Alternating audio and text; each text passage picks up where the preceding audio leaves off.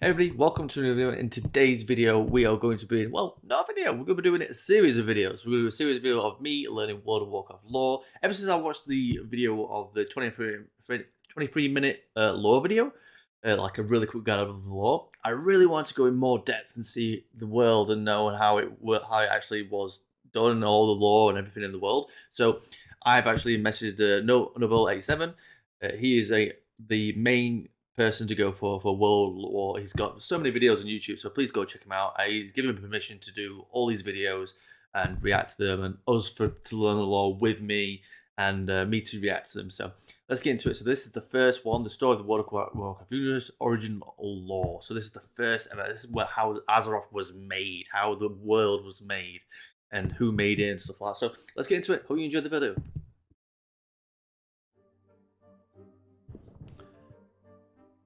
Hello everyone! The subject for today's lore video takes us way back, deep into the origin lore described within the Warcraft Chronicles. That means that those of you that still need to read the Chronicles and you want to be surprised by it, be warned, there will be spoilers for the Chronicles in this video. If you don't want any spoilers, then let me just say thank you very much for watching so far, and please turn off the video right now. On top of that, if you haven't picked up the Chronicles for yourself yet, I can highly recommend you do so, because the storylines and the information, it's just extremely good. Anyways, for those that are sticking around, sit back, relax, and let's talk about how the Warcraft universe came to be. Let's do it.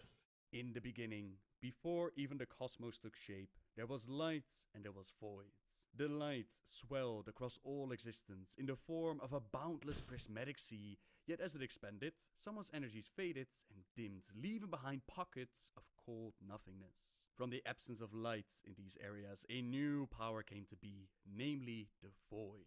A dark and vampiric force driven to devour all energy, twist creation inwards to feed upon itself. It quickly grew and spread its influence, moving against the flowing waves of light. The tension between these two opposing yet inseparable energies eventually ignited a series of catastrophic explosions. The Big Bang. A whole new realm into existence. In that moment where the light and void crashed with each other, the physical universe was born. The energies released in that moment, it raced across the cosmos. It brought life to primordial worlds without number. For many, many years, this universe expanded on itself, a universe we now call the Great Dark Beyond. This is what they call the physical universe, an infinite living realm with innumerable stars, worlds, and mortal civilizations. The most unstable of the energies that released in this explosion, they came together in an astral dimension that we call the Twisted Nether. The Twisted Nether exists outside of the borders of the physical universe, yet sometimes these volatile energies, they would tear through the veil of the Great Dark, flooding into reality and warping creation. The birth of the cosmos also sent shards of light throughout reality, giving life to creatures of wondrous and terrible diversity. The most common form of life to appear were the elemental spirits, primordial beings of fire, water, earth, and air. You can find these creatures on nearly every physical world, and many of them reveled in the turmoil that You can. in the early ages. We got them in the pre-patch. Clouds of fractured light, it gathered together, and it gave shape to beings of far greater power. Amongst them, the beings we know as the Naru. The Night Hole in the Naru, yeah. An immeasurable universe, and they saw a realm of limitless possibilities. They vowed to use their mastery over holy magic to spread hope and nurture life wherever they could find it. Okay. Even more extraordinary than the Naru was the creation of colossal titans. Their spirits, known as world souls, they form deep within the fiery core of a small number of worlds. For ages, these titans slumbered, their energy suffusing the celestial bodies they inhabited. When the titans finally awoke, they did so as living worlds. Cosmic winds howled across the gigantic forms, bodies shrouded in a cloak of stardust, skin crisscrossed with silvery mountain peaks, and oceans shimmering with latent magic. With eyes that shone like brilliant stars, they observed the young cosmos and they became enraptured by its mysteries. Whereas the Naru made it their goal to safeguard life, the Titans went on a different journey. They wandered to distant corners of the Great Dark, searching for others of their kind. This grand, far-reaching voyage would one day alter the course of creation and shape the destiny of all living things. So this is how the universe came to be. Light and void clashing together, cosmic explosions, and bam! The stage is set for every story that we know of, and every story that's still to come. Now, in the old origin story, they described the birth of the cosmos as unsure. Some said that it was created out of a cosmic explosion, while some believed that a single entity was responsible for its creation. Now we know how it happened. Now we know that for certain it was the cosmic explosion. So moving on from the creation of the universe, let's take a look at what the Titans did. No one knows when or why the first Titan woke up, but legend holds that his name was Aman'Thul. Though Aman'Thul was alone at first, he knew in his heart that more Titans had to be out there, so he explored the world of the great dark beyond. It was a lonely It looks a bit like Zeus, the Greek god. He discovered other emerging world souls. He nurtured these souls, woke them from their slumber, and those that he did manage to wake up, they joined him on his quest of waking up more of their kind. In time, Aman'Thul and his siblings became known as the Pantheon, with Aman'Thul being the High Father. Oh, okay, yeah. We had Sargeras, defender of the Pantheon, Agramar, lieutenant of the Great Sargeras, Eonar the Lifebinder, Kaskarov, shaper and forger of worlds, Norganon, keeper of celestial magics and lore, and finally Golganeth, lord of the skies and roaring oceans. The Titans knew that they were incredibly powerful, so they set a code of temperance for themselves to control their power and actions towards the civilizations they encountered. We always knew that the mission of the Titans was to bring order to the universe, but that was apparently not their goal, that was just their method. Their goal was to find and awaken more of their kind by searching from planet to planet. Each world they encountered, they used techniques to check if there was a world soul present. First, they would pacify the world's raging elemental population, then they would reshape the world, and finally they would seed it with life. In doing so, the Pantheon hoped to call forth the world soul inside and help bring it to maturity, but most of the time, they encounter planets with no world soul inside. That didn't change the Pantheon's methods though, and even the worlds without a spirit inside, they fell under their protection. To keep the planets safe and okay, so basically the Titans, they came as one and they thought, yo, we need to find some more of us, and we're basically going to find other planets that have them inside them so they can, and the ones that even didn't have Titans in them, they still put them under their protection. Okay, so there's more worlds out there, at least we know that. In order, the Titans empowered the primitive life forms on the planet to uphold the integrity of the ordered world, to make sure that the work was not undone. They also placed colossal machines in the surface of the world. Through these machines, the Titans could monitor what they've done, monitor these worlds, and if need be, they could purge them of life in case the evolution led them to disorder. To help the Pantheon with keeping an eye on things, as you can imagine, if you're going from planet to planet to bring order to the planets, you might not always be able to check up on the work that you've done, so Aman'Thul, he called upon a mysterious race known as the Constellar. These celestial beings observe the many worlds ordered by the Titans, keeping an eye out for any signs of instability. When necessary, the Constellar could activate a failsafe procedure to remove life from the planet. Basically, self-destruct mechanism. Nice one. You might remember this storyline from way back when during Wrath of the Lich King. In Ulduar, we fought with a Constellar called Elgalon the Observer. Elgalon, he scanned our planets and... So basically the Pantheon just went, yo, if this planet doesn't do it at all, we're just going to blow it up. Simple as that. Found it to be corrupted. It is in the universe's best interest to re-originate this planet should my analysis find systemic corruption. Do not interfere. The planet was apparently in need of a reset, so Elgalon was about to send a code which would activate the device in Uldum and purge the planet of all life. Thankfully, we were able to smack some sense into the celestial being, and Elgalon gave us a different reply code, which not only stopped the purge, it also gave Ronin a very beautiful speech. Citizens of Dalaran, raise your eyes to the skies and observe. For years, the Titans explored the universe, searching for more and more of their kind, but as they went along, fewer and fewer world souls were discovered. They kept going on though, pushing on, knowing that even with the many years behind them, they'd only explored a very small corner of creation. Yet, as the Titans worked on bringing life and order to the universe, another force was also hard at work in the distant reaches of the Great Dark.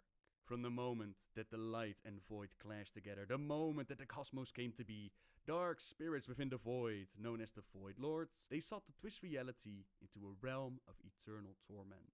They had long watched the Titans go about their business. They were envious of their power. They sought to corrupt one of these world-shaping Titans into an instrument of their will. They pushed to manifest into the physical universe. They were able to warp some of the unsuspecting denizens of creation, yet they were unable to corrupt the Titans. The Void Lords were not discouraged though. They figured that if they couldn't corrupt a fully grown Titan, then they just had to attack it in its most vulnerable state while it was still slumbering.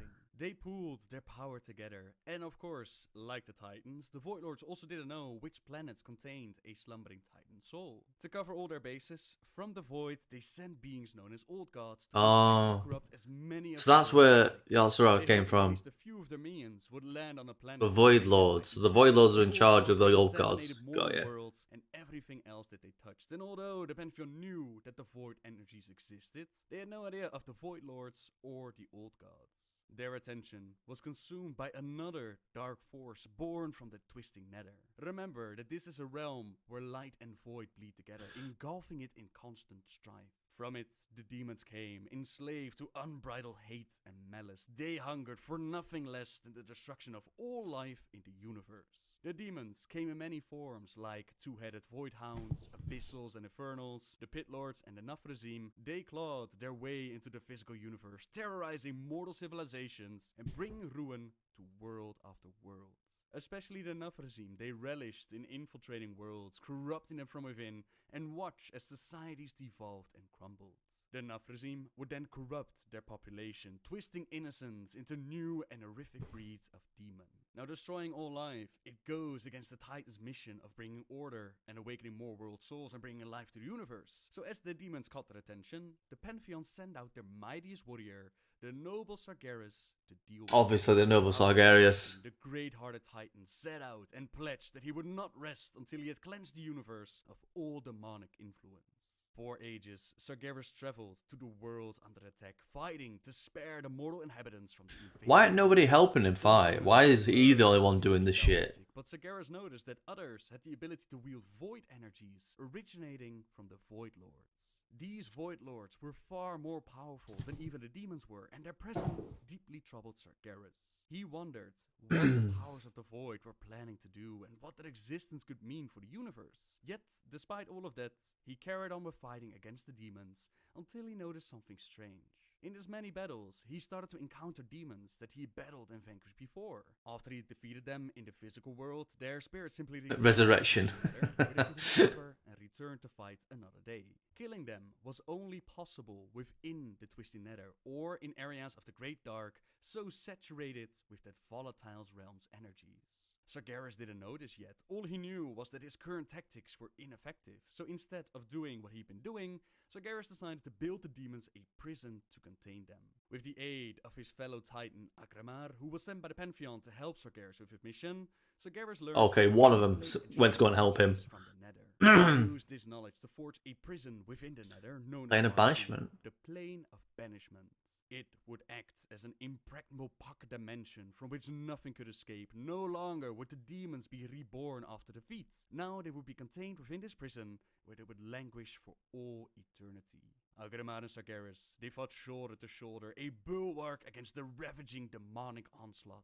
Although Agramar was inexperienced in battle, he proved a very quick study. Over time, he earned Sargeras' admiration, and he became the Titan warrior's trusted lieutenant. Their prison would soon overflow with demons, bringing peace to the cosmos. Demonic incursions, they would remain a constant threat to the Great Dark, but they did become increasingly rare. The Titans' worlds prospered, and life in all of its complexity flourished. Sounds like they did their job. Pantheon bringing order and searching for more souls. Sargeras and Agramar held the line, until the day came that Sargeras found out just how dark the Great Dark.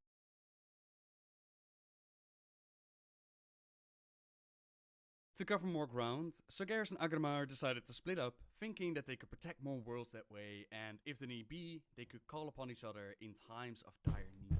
Sargeras discovered a world infected by the Old Gods, and not just any world, a world with a slumbering Titan. Oh, so they found one. The world soul dreaming within its core, but these were not the joyous dreams Sargeras recognized from other world souls. These were dark and horrific nightmares. The Old God's tendrils had burrowed deep, enveloping the slumbering Titan spirit in shadow. Some of the Nafrazim had also discovered this world, and they were chilling with the old gods on the planet, basking in their dark power. Sargeras captured these dreadlords and ruthlessly interrogated them, trying to discover what the hell was going on. The broken demon told the champion what they had learned about the old gods and the intentions of the Void Lords. If the powers of the Void were successful in corrupting a slumbering titan, it would awaken as an unspeakable dark creature. No power in creation, not even that of the Pantheon, could stand against it. In time, the warped titan would consume all matter and energy in the universe, bringing every mode of existence under the Void Lord's will.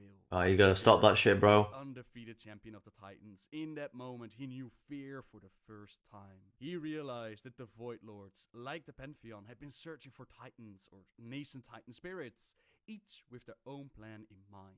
Even worse, the realization dawned on him that this corrupted titan could never be allowed to wake up. With sorrow in his heart, he used his blade to split the world in two. The explosion consumed the old gods and their energies. Oh, no way. It also killed the nascent titan. The situation was bad, and Sargeras immediately returned to the Pantheon as he summoned Agramar to his side. He explained to his fellow titans what exactly he had learned, what he had done to stop it. He had no choice. They couldn't believe that Sargeras had taken such a rash action, killing one of their kind. He had no choice. He had to destroy the planet. With their aid, they could have purged the world's soul of its corruption. Their champion tried to convince them that what he had done was necessary, but none amongst them, except for Agramar, had seen the Void or the demons. A heated argument followed, in which Sargeras expressed his growing fear that existence itself was already flawed. An idea that he had come to terms with following his encounter with the old gods. Only by burning away all of creation could the Titans stand a chance of stopping the Void Lords. In Sargeras' mind, even a lifeless universe was better than one dominated by the Void. Life had taken root in the cosmos once before. Perhaps, after they scoured it of its corruption, life would take root once again. His ideas horrified the Pantheon, especially Eonar the Lifebinder, reminded Sargeras that they had sworn to protect the living things whenever possible. Nothing could be so dire as to purge all life from the universe. Even Agramar, his trusted lieutenant, stood against his mentor. He killed a fucking titan that could be even stronger than them. To defeat the Void Lords.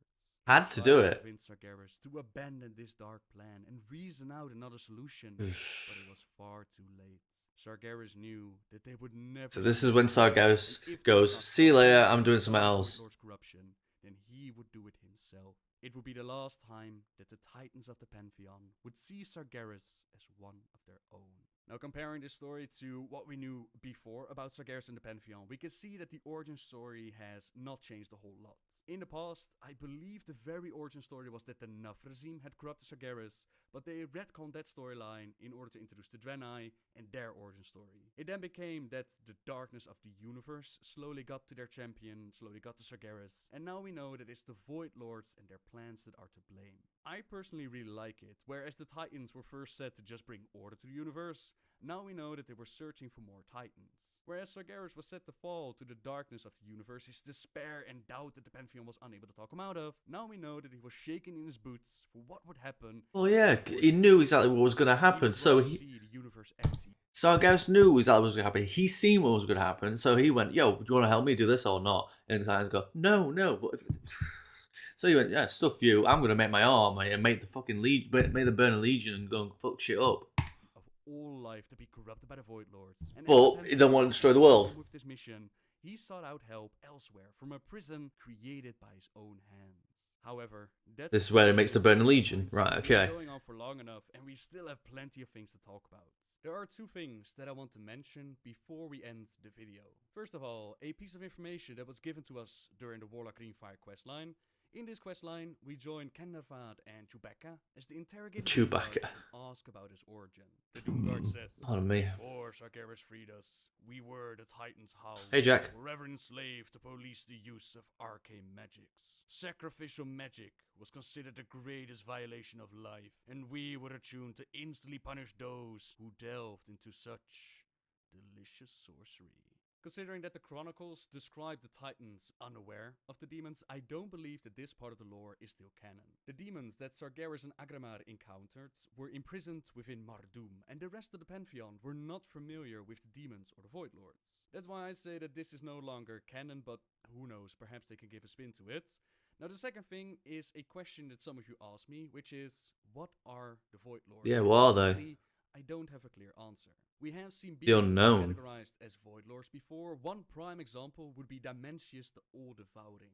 This being is responsible for the destruction of the Ethereal's homeworld called Karesh. How the Void Lord found Karesh is still hotly debated amongst the surviving Ethereals. But All we know is that they're stronger than the old gods, and they made the old gods. Countless gateways into the void and the twisted nether around the planet, bathing Karesh in arcane and dark energies. One of the mortal races hastily attempted to construct magical barriers around its city, but although the dark energies were blocked, the unimpeded flood of arcane energy tore away at the mortals' corporal shells and infused their souls with energy to transform them into ethereals. This altered state proved to be a blessing in disguise, however, as they enhanced minds and magical abilities. It allowed the ethereals to fight Dimensius and his limited forces to a standstill.